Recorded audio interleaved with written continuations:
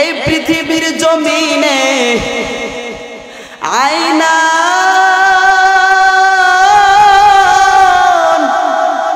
লা তামাসসুহু মান্নার।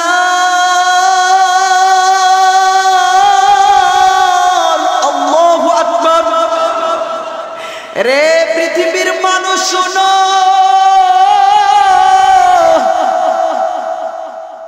এই পৃথিবীর জমিনে এমন দুইটা দামি চক্ষু আছে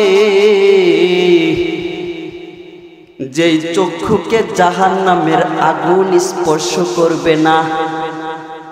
তার মধ্য থেকে একটা চক্ষু এলো, এমন চক্ষু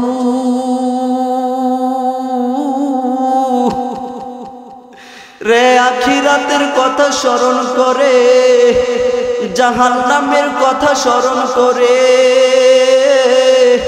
মৃত্যুর কথা স্মরণ করে আমার মাওলা পাকের বয়ে যে চোখে পানি ফালাইছে,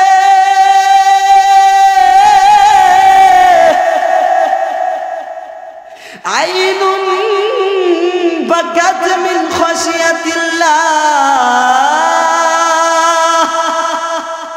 যে চক্ষু আল্লাহর ভয়ে কান্না করে কাল কিয়ামতের ময়দানে ওই চক্ষুকে জাহান্নামের আগুন স্পর্শ করবে না।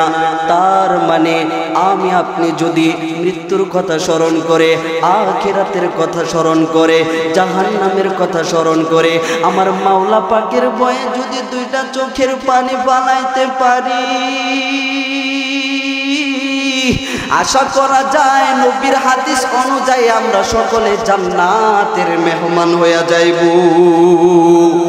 এ মুসলমান, আল্লাহর রহমতের দিকে তাকায়া আখিরাতের কথা স্মরণ করে আহারে নিজেকে সবচাইতে গুনাহগার মনে করে, নিজেকে পৃথিবীর জমিনে সবচাইতে বেশি পাপী মনে করে, আহারে মনের মধ্যে অবস্থা তৈরি করেন আমার মতো এত বড় গুনাহগার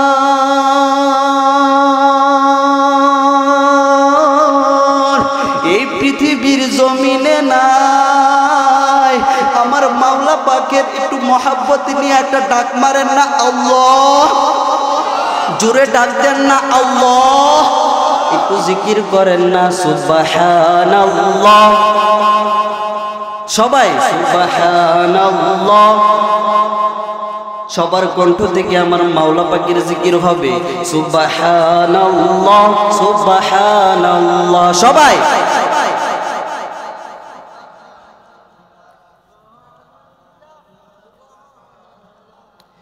রে মুসলমান শোনো, মৃত্যু নিয়ে কেমন চিন্তা করেছে সাহাবায়ে কেরাম।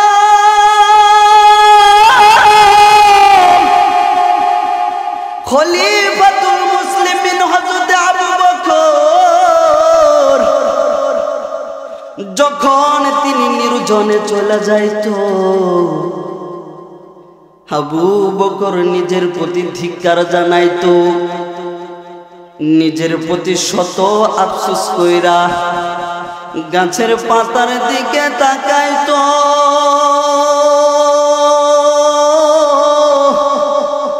গাছের পাতার দিকে তাকায়া বলতো ইয়া লাইতানি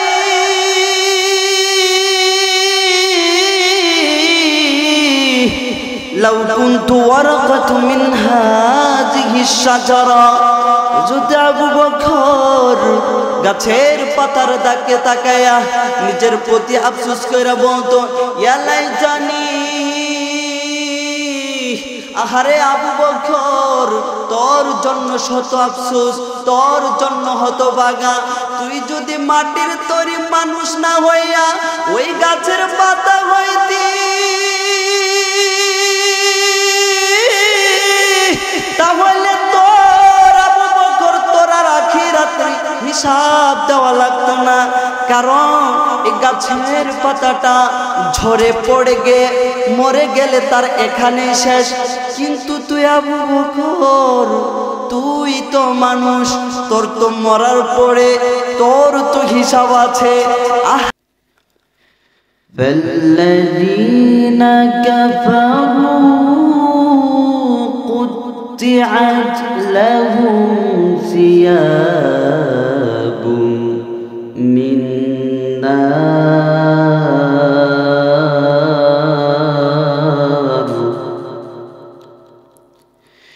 يصب من فوق رؤوسهم الحميم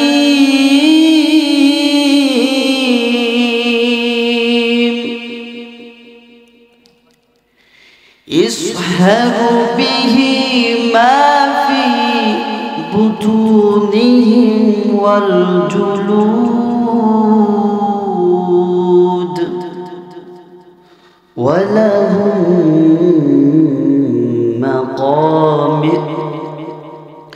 مقامع من حديد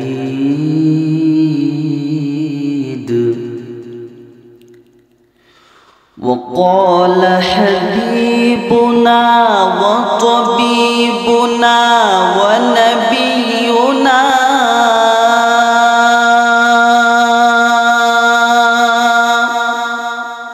محمد صلى الله عليه وسلم لا إله إلا الله إن للموت سكرات أو كما قال عليه الصلاة والسلام जिंदगी में बंदगी तू करना है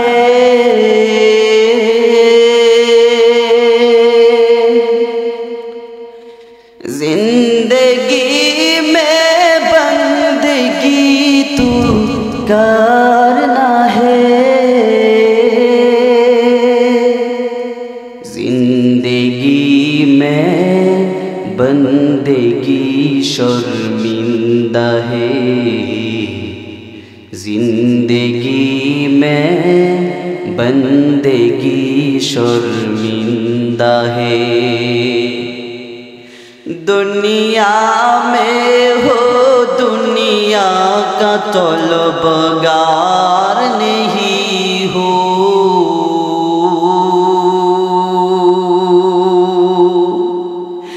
दुनिया में हो दुनिया का तलबगार नहीं हो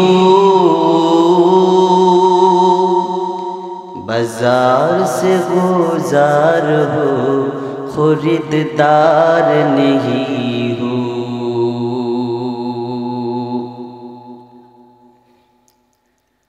सर्वप्रथम महान আল্লাহ পাক রব্বুল আলামিনের দরবারে লাখো কোটি শুকরিয়া আদায় করছি যে আল্লাহ পাক রব্বুল আলামিন আমাদেরকে এই কনকনে শীতে কুয়াশাপূর্ণ রাত্রে মহাবিশ্বের মহাগ্রন্থ আল কুরআনুল কারীম থেকে আলোচনা করার এবং শোনার তৌফিক দান করছেন সেই জন্য মন প্রাণ উজাড় করে মনের জমানো সবটুকু ভালোবাসা আবেগ এবং উচ্ছ্বাসকে একত্রিত করে সমবেত কণ্ঠে ঐক্য স্বরে আমরা সকলে পড়ছি আলহামদুলিল্লাহ।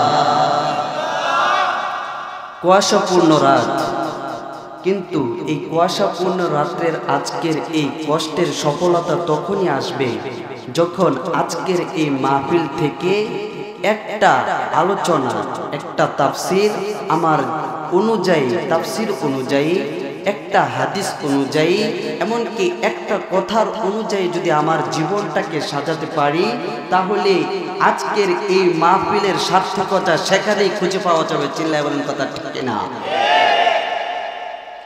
আমি আপনাদের মনোযোগ আকর্ষণ করার জন্য কয়েকটা প্রশ্ন করব। আওয়াজ করে বলেন তো, আমার হাতে যে কিতাবটা রয়েছে, কিতাবটার নাম কি? সবার কণ্ঠ থেকে আওয়াজ আসবে, সকলে ঐক্য স্বরে বলেন এই কিতাবটার নাম কি? আল কুরআনুল কারীম, ঠিক না? এই কিতাবের মধ্যে কোনো সন্দেহ আছে? সবার কণ্ঠ থেকে আওয়াজ আসবে, সন্দেহ আছে? আরে ভাই, এই কিতাবের মধ্যে সন্দেহ বা ভুল কিভাবে থাকবে? এই কিতাবটা মানুষের কোনো রচনা করা কিতাব নয়, এই কিতাবটা মানুষের কোনো লিখিত কিতাব নয়। এই কিতাবটা হচ্ছে এমন একজনের কিতাব, এই কিতাবটা হচ্ছে মহান আল্লাহ পাক রব্বুল আলামিনের দেওয়া মানব জীবনের সবচাইতে ভালো, সবচাইতে উন্নত উপহার। চিল্লায় বলেন কথা ঠিক কিনা? আমরা সারা জীবন জানি এটার নাম হচ্ছে আল কোরআনুল কারীম, কিন্তু কোরআনটাকে কেন কোরআন বলা হয় এটা আমাদের জানার প্রয়োজন আছে না? কে কে শুনতে চান তো হাত তুলে দেখান তো। সবাই তাকবীর দিবেন, নারায়ে তাকবীর। আল কোরআনের আলো, নারায়ে তাকবীর। দু হাত নামান। কোরআনের একটা শব্দ অর্থ হচ্ছে পড়া। কি ভাই?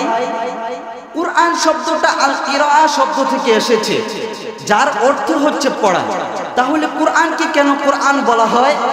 যাচাই করে দেখা গিয়েছে এই বিশ্বের মধ্যে যে কিতাবটা সবচেয়ে বেশি পড়া হয় সেই কিতাবটার নাম হচ্ছে আল কোরআনুল কারীম।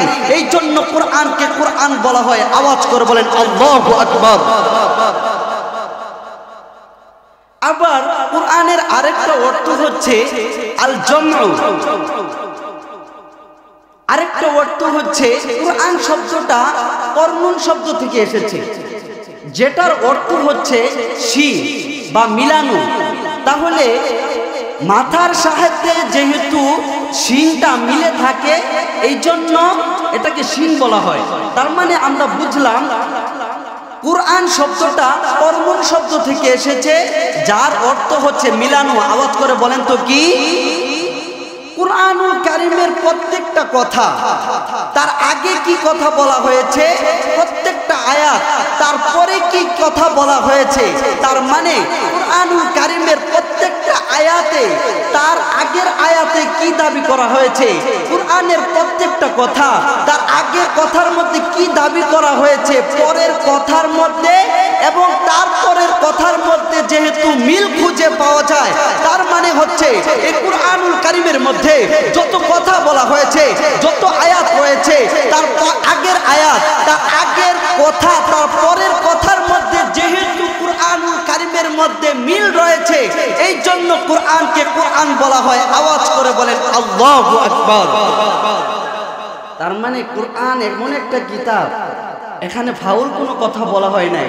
আগে একটা কথা বলা হয়েছে, পরবর্তীতে এই কথার মধ্যে মিল আছে না নাই কোরআনুল কারীম ঘেটে দেখা হয়েছে, প্রত্যেকটা কথার আগ পরের মধ্যে মিল রয়েছে। আওয়াজ করে বলেন সুবহানাল্লাহ। আবার কোরআনের আরেকটা অর্থ হচ্ছে আল জামউ, একত্রিত করা। আওয়াজ করে বলেন তো কি করা?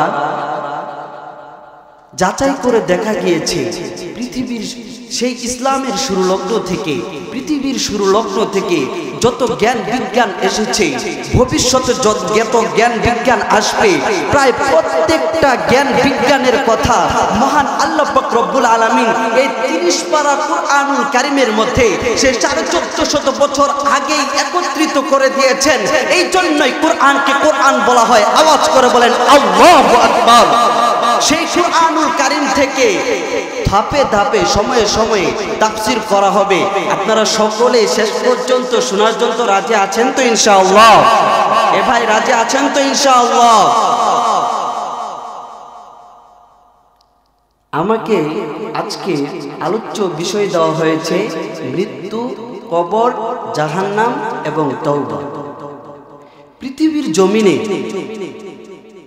যত বিষয় রয়েছে, সকল বিষয় নিয়ে মতনৈক্য রয়েছে, ইখতিলাফাত রয়েছে, দ্বিমত রয়েছে, কিন্তু পৃথিবীর জমিনে এমন একটা বিষয় রয়েছে যে বিষয়টা নিয়ে কোনো দ্বিমত নাই, ইখতিলাফ নাই, সেটা হচ্ছে মৃত্যু। চিল্লায় বলেন কথা ঠিক কিনা?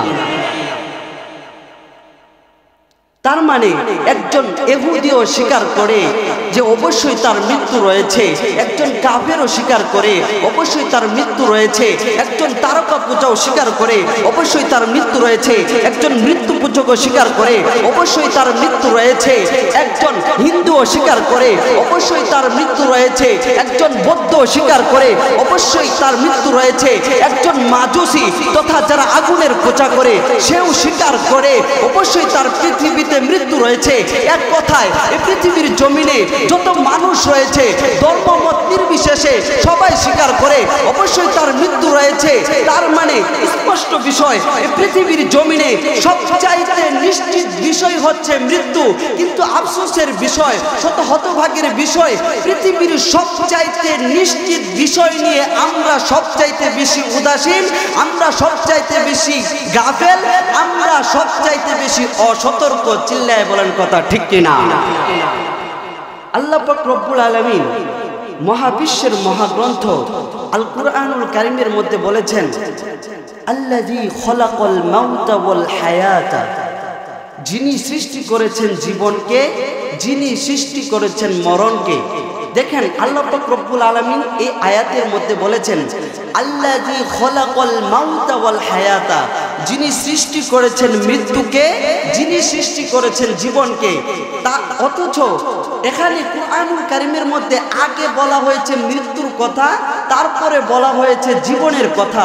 কিন্তু আমরা দুনিয়ার ধারা অনুযায়ী দেখি, দুনিয়ার জীবন ও দুনিয়ার নিয়ম অনুযায়ী আমরা দেখি আগে আমাদের জন্ম হয়, তারপরে আমাদের মৃত্যু হয়। তার মানে দুনিয়ার নিয়ম অনুযায়ী আগে আমাদের জীবন, তারপরে আমাদের মৃত্যু। কিন্তু মহাবিশ্বের মহাগ্রন্থ আল কুরআনুল কারীমের মধ্যে কেন জীবনের আগে মৃত্যুর আলোচনা করেছেন?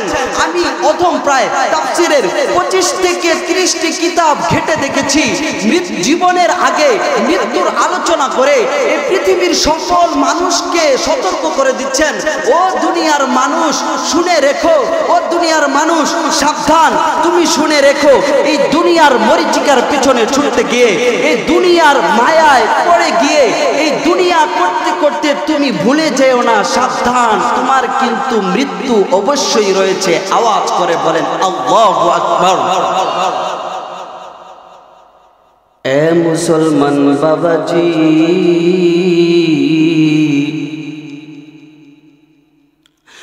ও বন্ধু,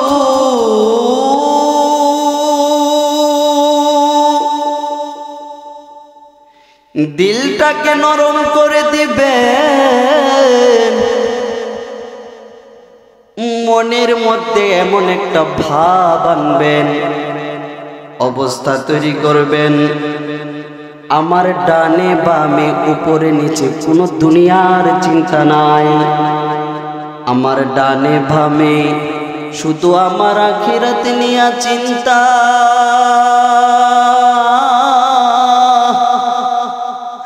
আমার মৃত্যু নিয়া চিন্তা, না জানি জাহান্নামটা কত ভয়ঙ্কর।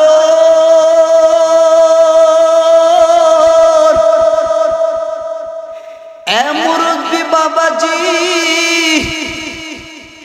দিলটাকে নরম করে দিয়া যদি দুইটা চোখের পানি ফেলাইতে পারেন, জানেননি সেই পানিটার কত দাম। আল্লাহর নবীজি সাল্লাল্লাহু আলাইহি ওয়াসাল্লাম বলেন, এই পৃথিবীর জমিনে আয়না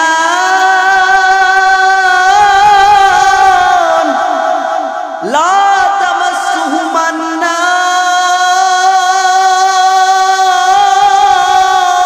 আল্লাহু আকবার। রে পৃথিবীর মানুষ শোনো,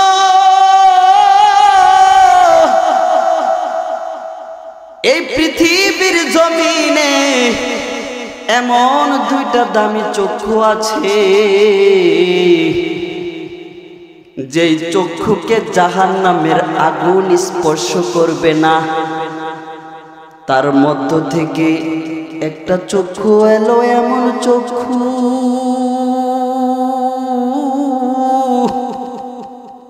রে আখিরাতের কথা স্মরণ করে, জাহান্নামের কথা স্মরণ করে,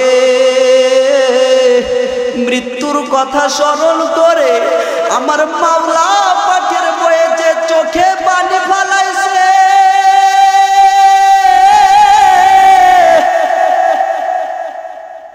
আইনুন বাকাত মিন খাশিয়াতিল্লাহ, যে চক্ষু আল্লাহর ভয়ে কান্না করে কাল কিয়ামতের ময়দানে ওই চক্ষুকে জাহান্নামের আগুন স্পর্শ করবে না।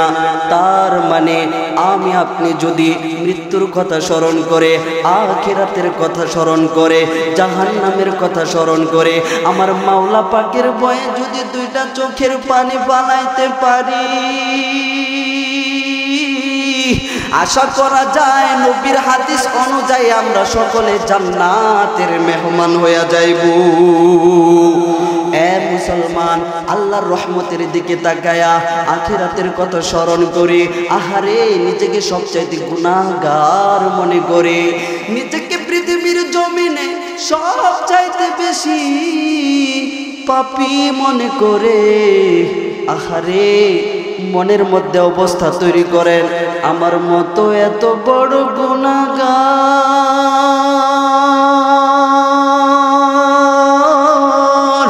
এই পৃথিবীর জমিনে নাই। আমার মাওলা পাকের একটু মহাব্বত নিয়ে একটা ডাক মারেন না আল্লাহ, জোরে ডাক দেন না আল্লাহ, একটু জিকির করেন না সুবহানাল্লাহ, সবাই সুবহানাল্লাহ। সবার কণ্ঠ থেকে আমার মাওলা পাকের জিকির হবে সুবহানাল্লাহ সুবহানাল্লাহ, সবাই।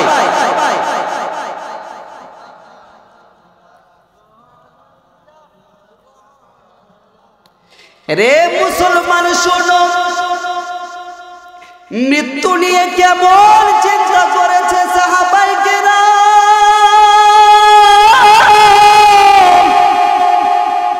খলিফাতুল মুসলিমিন হযরত আবু বকর যখন তিনি নির্জনে চলে যাইতো, আবু বকর নিজের প্রতি ধিক্কার জানাইতো, নিজের প্রতি শত আফসোস কইরা গাছের পাতার দিকে তাকাইতো,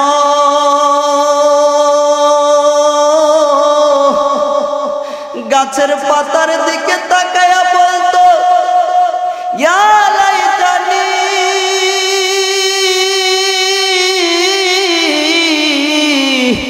লাউ কুনতু ওয়ারাকাতু মিন হাযিহি শাজারা। যদি আবু বকর গাছের পাতার দিকে তাকায়া নিজের প্রতি আফসোস কইরা বলতো ইয়া লাইতানি,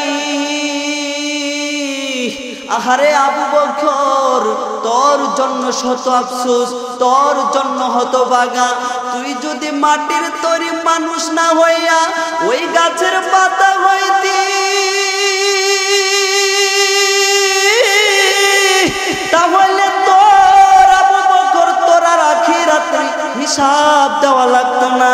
কারণ এই গাছের পাতাটা ঝরে পড়ে মরে গেলে তার এখানে শেষ, কিন্তু তুই আবু বকর তুই তো মানুষ, তোর তো মরার পরে তোর তো হিসাব আছে। আহারে হযরত আবু বকর দুনিয়ায় থাকা অবস্থায় 10 জন সাহাবী জান্নাতের সার্টিফিকেট পেয়েছে, তার মধ্য থেকে প্রথম হচ্ছে আবু বকর। যে আবু বকর দুনিয়ায় থাকা অবস্থায় জান্নাতের নিশ্চয়তা পাইল, আহারে সে আবু বকর যদি মৃত্যু নিয়ে এত চিন্তা করে, সে জানে মৃত্যুর পরে সে জান্নাতি হইয়া যাইবে, তারপরেও নির্জনে যাইয়া নিজের প্রতি এত আফসোস করে। আহারে মুসলমান, নিজের গুনার কথাগুলো স্মরণ করো। ও পর্দার আড়ালের মা, গুনার দিকে তাকাও আর নিজের গুনার প্রতি একটু অনুশোচনা করো আর মনের প্রতি ধিক্কার জানাও আমার মতো পচা গান্দা এই পৃথিবীর জমিনে না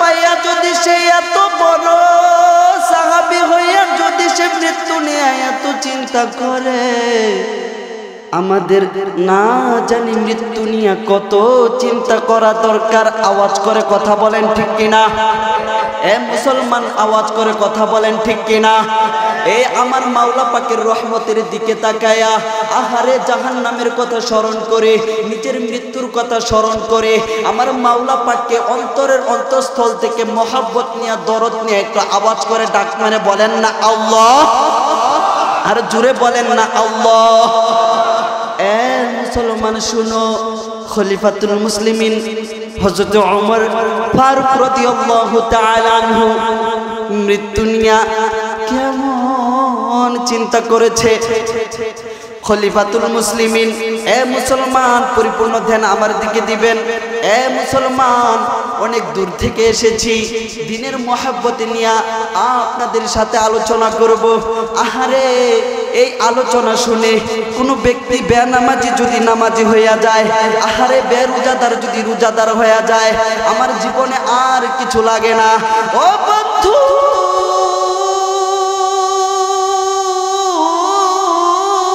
হযরত ওমর ফারুক ফজরের নামাজের সময় কাতার সোজা করছিলেন এমন সময় আবু লুলু আল মাজুসি একজন আহারে গোলাম আয়েশা হযরত ওমর ফারুক রাদিয়াল্লাহু তাআলা আনহুকে বিখিনজির মাসমুম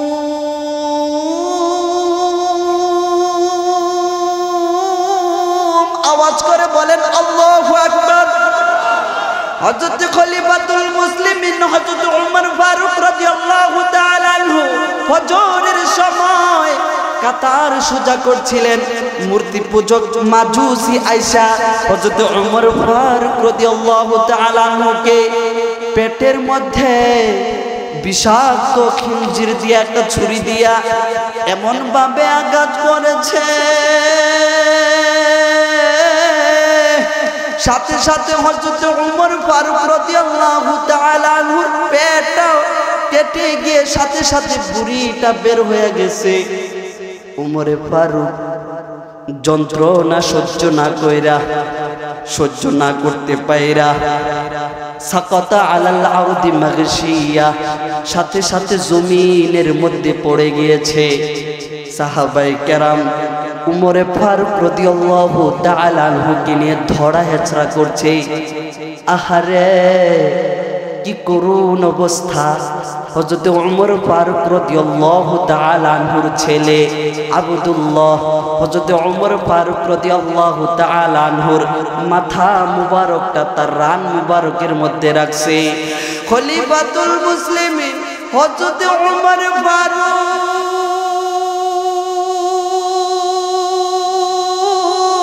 যখনই তার হুঁশ ফিরছে দুনিয়ার কোনো চিন্তা করে না নিজের মৃত্যুর কথা চিন্তা করে না নিজের ছেলে আব্দুল্লাহর ডাক দিয়া বলে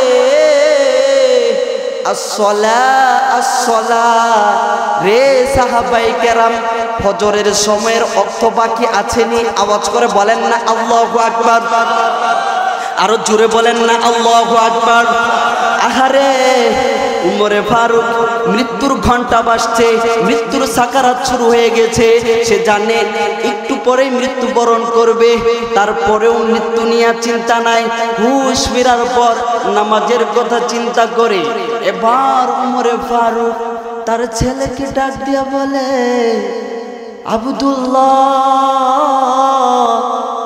দরসি বিল আরদি আমার মাথাটা মাটির মধ্যে লাঞ্ছিত অবস্থায় ফালায়া রাখ তোর রান মুবারকের মধ্যে রাখিস না কারণ তুই জানোসনি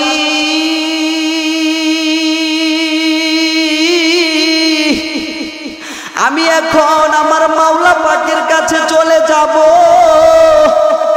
আমি যদি আমার মাথাটা মাটির সাথে লাগাইয়া লাঞ্ছিত অবস্থায় নিজেকে ছোট মনে করিয়া আমার জীবনের শেষ লগ্নে আমার মাওলার কাছে ক্ষমা চাই, সাথে সাথে আমার মাওলা আমার দুয়াটা কবুল কইরা নেবে। হযরত ওমর ফারুক রাদিয়াল্লাহু তাআলা আনহু তার ছেলেকে ডাক দিয়ে বলে, আব্দুল্লাহ আমার মাথাটা মাটির মধ্যে লাঞ্ছিত অবস্থায় ফেলাইয়া রাখ। হযরত আব্দুল্লাহ রাদিয়াল্লাহু তাআলা আনহু তার পিতার সম্মানের দিকে তাকাইয়া তার মাথাটা মাটির মধ্যে ধুলার মধ্যে লাঞ্ছিত অবস্থায় ফেলাইয়া রাখতে চায় না। আবারও বলেছে ওমর,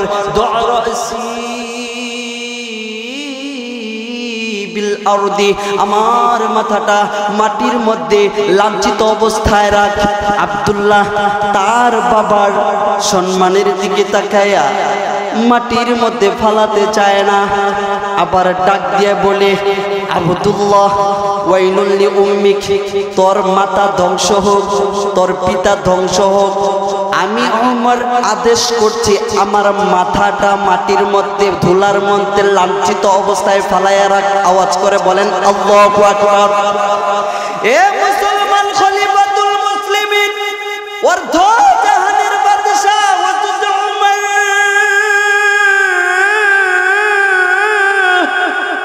নিজের মাথাটা মৃত্যুর সময় মাটির মধ্যে ঘষে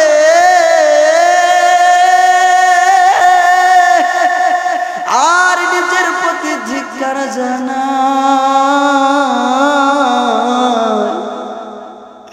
বলে ওমর তোর জন্য ধ্বংস, তোর জন্য ধ্বংস, তোর জন্য শত আফসোস। ওয়াইলুল লাকা ইয়া ওমর ইল্লাম ইয়াগফির লাকা রাব্বুক। রে ওমর, তোর যদি কাল কিয়ামতের ময়দানে কঠিন হিসাবের সময় আমার মাওলা যদি তোরে মাফ না করে,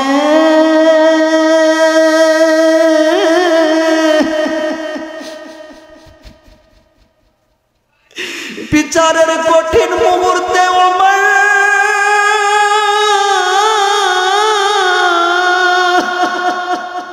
তোরে যদি মাফ না করে রে ওমর, তোর মতো হতভাগা এই দুনিয়ার জমিনে নাই। এ মুসলমান চিন্তা কইরা দেখো,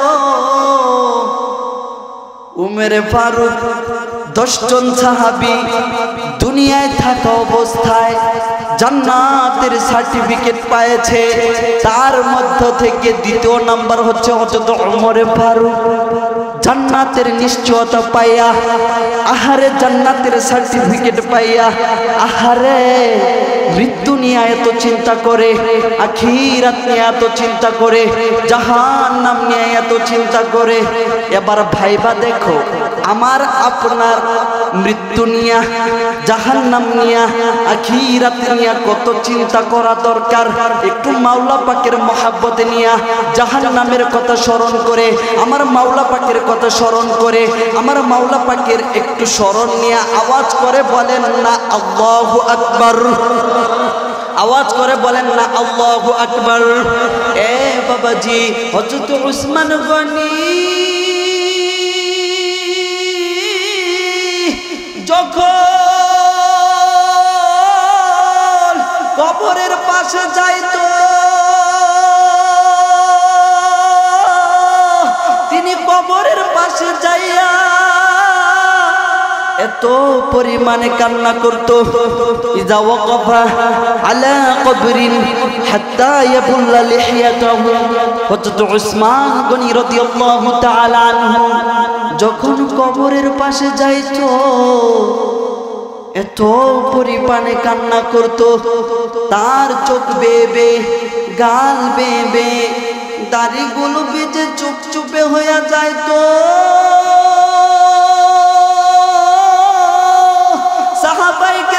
জিজ্ঞাসা করতো, উসমান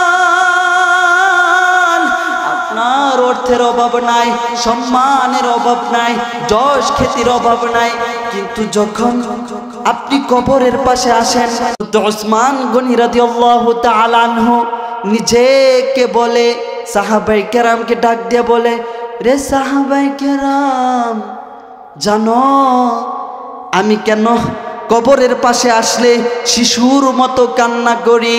কারণ হচ্ছে আমি উসমান নবীজিকে বলতে শুনেছি, আমার নবীজি সাল্লাল্লাহু আলাইহি ওয়াসাল্লাম বলেছেন, ইন্নাল কবর আউয়ালু মানাজিলিল আখিরাহ। কাল কিয়ামতের ময়দানে বিচারের অনেকগুলো ঘাঁটি রয়েছে, তার মধ্য থেকে প্রথম ঘাঁটি হলো কবর।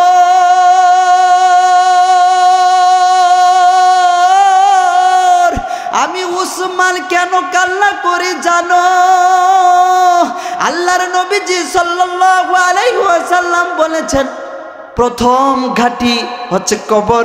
ফাইন্না জা মিনহু ফামা বা'দাহু আইসারু মিনহু।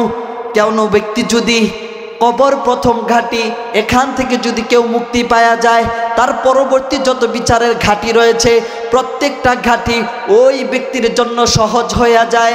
আর যদি কোনো ব্যক্তি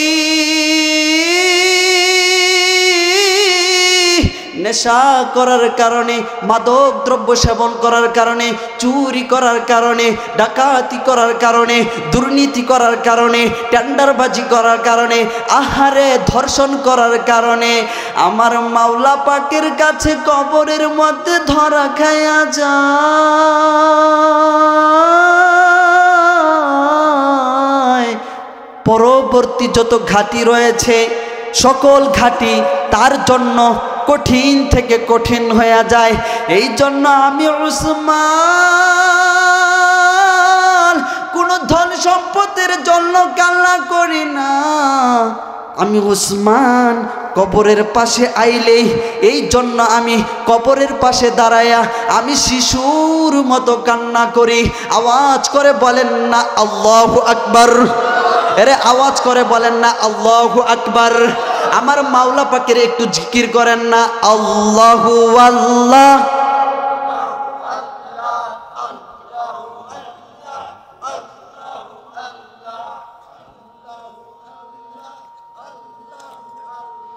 এই মুসলমান, আল্লাহর জিকির করলে কি খারাপ লাগে? আওয়াজ করে বলেন খারাপ লাগে? আল্লাহ পাক রব্বুল আলামিন বলেছেন, আলা বিযিকিরিল্লাহ তাতমাইন্নুল কুলুব। ও পৃথিবীর মানুষ শোনো, জিকির করলে কেনই বা অশান্তি বা বিরক্তকর লাগবে? কারণ পৃথিবীর মানুষ শুনে রেখো, জিকির করার মধ্যে দুনিয়ার যত প্রশান্তি রয়েছে সকল প্রশান্তি অন্তরের মধ্যে, দিলের মধ্যে একত্রিত হয়ে যায়। আওয়াজ করে বলেন সুবহানাল্লাহ। আওয়াজ করে বলেন তো, জিকির করলে জিকির করলে জিকির করলে শান্তি লাগে কি লাগে না? আওয়াজ করে বলেন জাগে কি লাগে না? এ মুসলমান, জাহান্নামটা কেমন ভয়ঙ্কর হবে জানেন?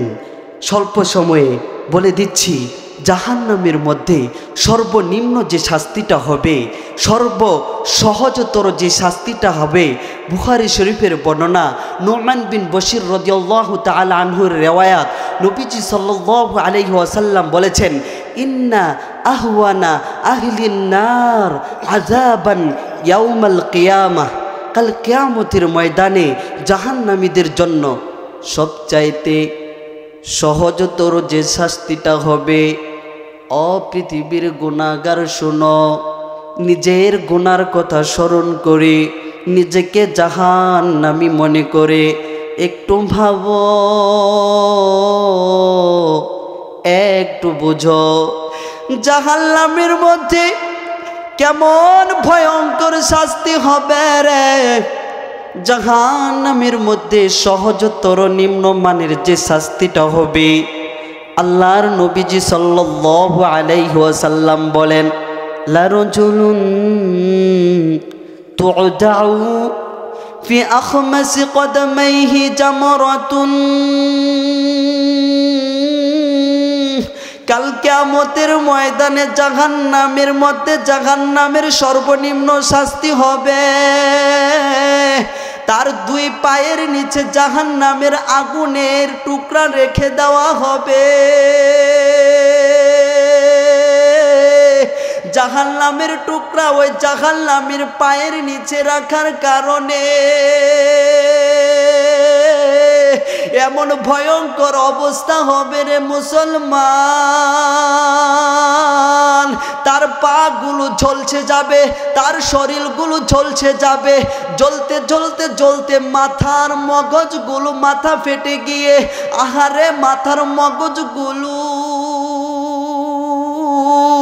ভাতের মারের মতো টকবক টকবক টকবক করতে থাকবে। জাহান্নামীদের জন্য জাহান্নামে এমন ফুটন্ত লোহার পানি দেওয়া হবে রে মুসলমান, ইসাব্বু মিন ফাওকি রুউসিহিমুল হামিম। আমার মাওলা পাক বলেন জাহান্নামীদের মাথার উপরে এমন ফুটন্ত লোহার ফুটন্ত পানি ঢালা হবে, মাথার মধ্যে ঢালার সাথে সাথে মাথাটা ঠাস কইরা ফাইটা যাবে, মাথাটা ঠাস কইরা ফাইটা যায়, মগজগুলো মোমের মতো গলতে থাকবে। আহারে এই পানি যখন পেটের ভিতরে ঢুকবে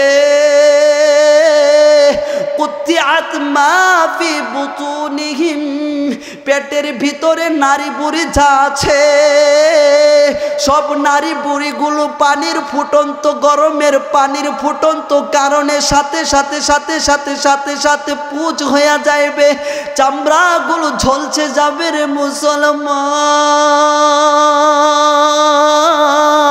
আহারে কেমন ভয়ঙ্কর জাহান্নামের আযাব, সবগুলো ঝলসে গিয়ে জাহান্নামের আগুনে ঝলসে গিয়ে হাত্তা ইয়াখরুজা মিন দুবুরিহি, সবগুলো চামড়া মাংস হাড্ডি সবগুলো পুজ হইয়া হাত্তা ইয়াখরুজা মিন দুবুরিহি, জাহান্নামী ব্যক্তির পায়খানার রাস্তা দিয়ে বের হইয়া যাইবে। ও মুসলমান চিন্তা করো, আমি যদি নেশাখোর হই, আমি যদি মদখোর হই, আহারে আমি যদি দুর্নীতিবাজ হই, আহারে আমি যদি টেন্ডারবাজি হই, আমি যদি বেনামাজি হই,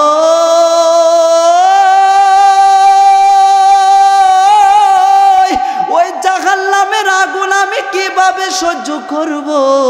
আল্লাহ পাক রব্বুল আলামিন বলেন ফাল্লাযীনা কাফারু কুতিআত লাহুম সিয়াবুম মিন নার। আল্লাহু আকবার বলেন, আওয়াজ করে বলেন আল্লাহু আকবার। আল্লাহ পাক রব্বুল আলামিন বলে যারা গুনাহগার, যারা পাপী, যারা দুনিয়ায় থাকা অবস্থায় পাপ কাজ করেছে, গুনাহ করেছে, কাল কিয়ামতের ময়দানে জাহান্নামীদের জন্য জাহান্নামের পোশাক বানানো হবে। আওয়াজ করে বলেন না নাউজুবিল্লাহ, আরো জোরে বলেন না নাউজুবিল্লাহ। এ মুসলমান, জাহান্নামীদের জন্য জাহান্নামের পোশাক তৈরি করা হবে। এর তাফসীরটা কি? তাফসীরের কিতাব ঘেটে দেখেছি, পোশাক যেমন মানুষের চারদিক দিয়ে ঢেকে রাখে, আবৃত করে রাখে, ঠিক তেমনই ভাবে জাহান্নামের মধ্যে আমাকে আপনাকে জাহান্নামের আগুন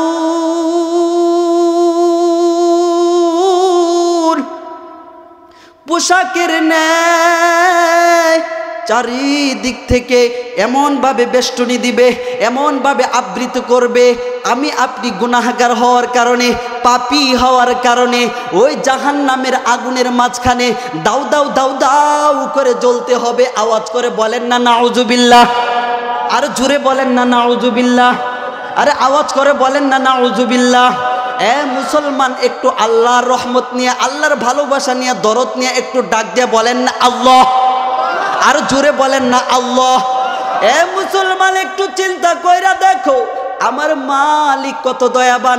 আহারে তুমি গুনাহ করেছো, তুমি পাপ কাজ করেছো, তুমি অশ্লীল কাজ করেছো, তুমি জিনা করেছো, তুমি যদি আমার মাওলা পাকের কাছে আমার গুনার ওপর লজ্জিত হইয়া অনুশোচনা বুদ্ধি নিয়া আর জীবনে এমন অপরাধ করব না, গুনাহ করব না, এমন মনোভাব নিয়া আমার মাওলার কাছে যদি যাইতে পারো, আমার মাওলা বলে আনা ইনদা জন্নে আবিদি বি, আমার মাওলা যখনই কোনো বান্দা অনুশোচনা বুদ্ধি নিয়ে আর জীবনে এমন গুনাহ করবে না, এমন প্রতিজ্ঞতা বোধ নিয়ে কোনো ব্যক্তি যদি আমার আল্লাহকে স্মরণ করে, সাথে সাথে আমি আল্লাহ তাকে স্মরণ করার জন্য প্রস্তুত হইয়া যাই। আওয়াজ করে বলেন না সুবহানাল্লাহ।